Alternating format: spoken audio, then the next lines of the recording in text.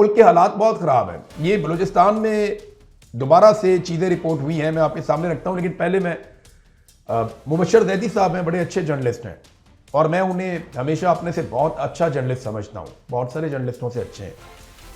उनके कॉन्सेप्ट भी बड़े क्लियर रहे हमेशा।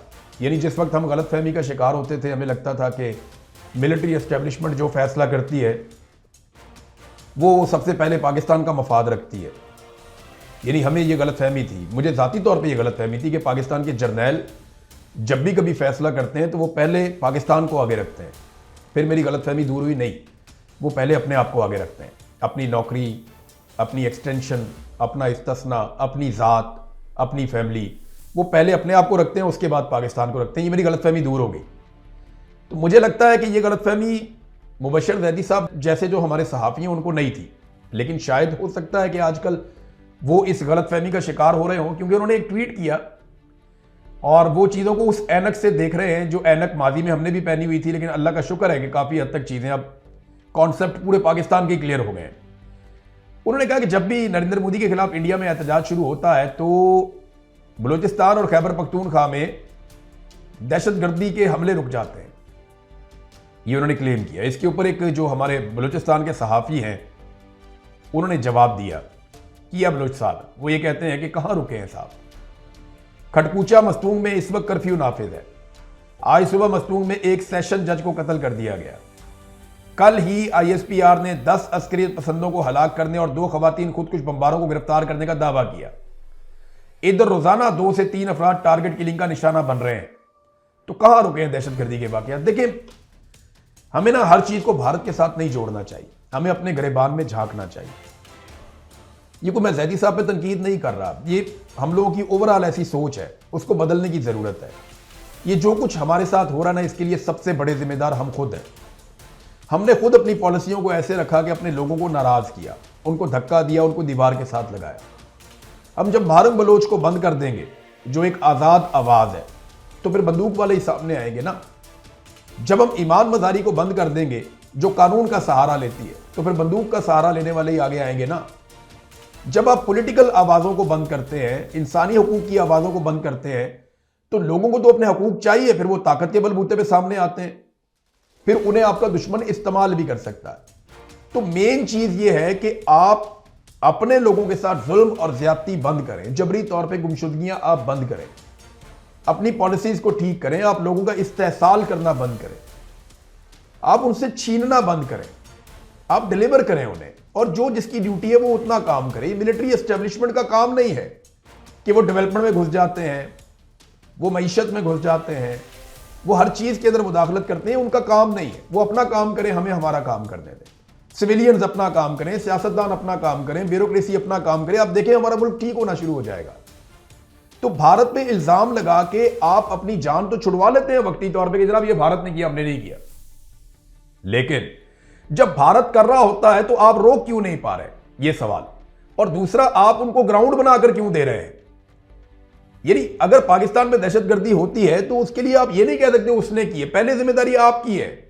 और हम अपनी पॉलिसीज के वजह से दहशतगर्दी को पाकिस्तान में लेकर आए, जो जियाउल हक की पॉलिसी थी, बाद में जो मुशर्रफ की पॉलिसी थी, उसके बाद से लेकर अब तक जो जनरल बाजवा की पॉलिसी थी कि दहशतगर्दों को पाकिस्तान में लाकर बसाया जाए।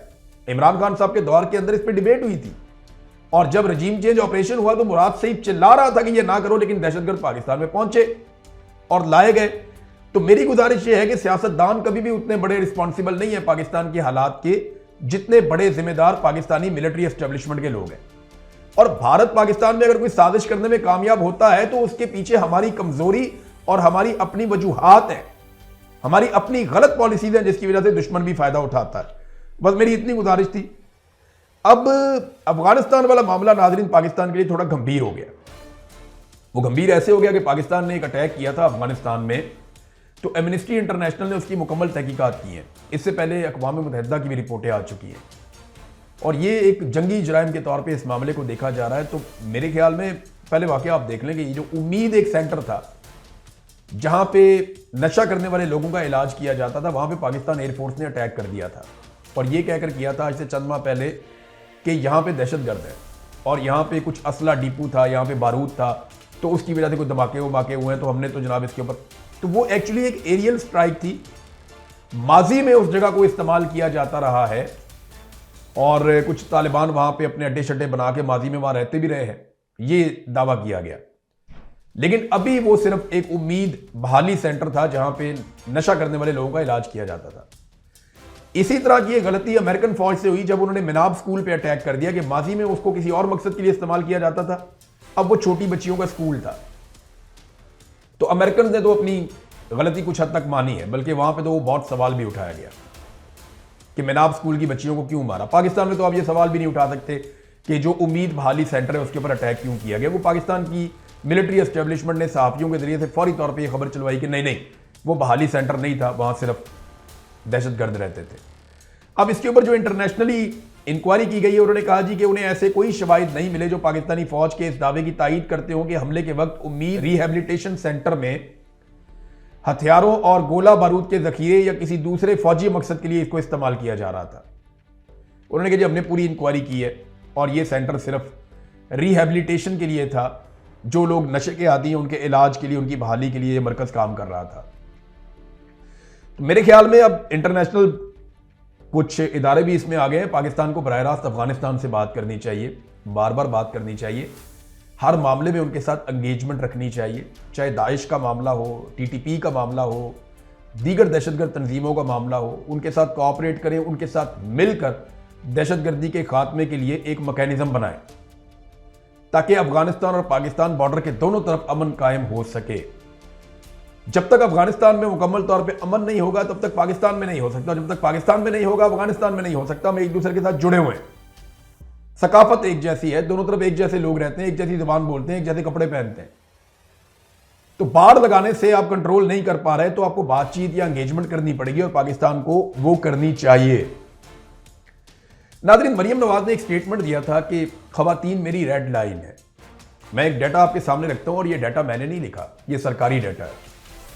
वो कहती है नहीं खवातीन मेरी रेड लाइन है, लेकिन पाकिस्तान में खवातीन के खिलाफ जितने भी जराइम हुए, चाहे वो तशद्दुद हो, ज्यादती के मुकदमात हों, कत्ल के मुकदमात हों, जिनसी जराइम हों, रेप के मुकदमात हों, सनफी जो उनके खिलाफ जराइम होते हैं या तशद्दुद होता है वो मामलात हों, तो हर तरह के जो खवातीन के खिलाफ जराइम हुए उनमें से 74% जराइम पंजाब के अंदर हुए हैं, मरियम नवाज के सूबे में। यानी पंजाब की आबादी पाकिस्तान का आधा है, लेकिन खवातीन के खिलाफ जराइम में पंजाब बाकी सूबों से बहुत आगे है और 74% जराइम सिर्फ पंजाब में होते हैं, फिर सिंध में होते हैं, खैबर पख्तूनख्वा और बलूचिस्तान में बहुत कम होते हैं। अब आप यहां से अंदाजा करें कि जो टॉप 10 शहर हैं, यानी टॉप 7 शहर जो हैं खवातीन के खिलाफ जो तशद्दुद, जराइम, रेप और इन चीजों में मुलव्विस हैं, वो 7 के 7 पंजाब के हैं।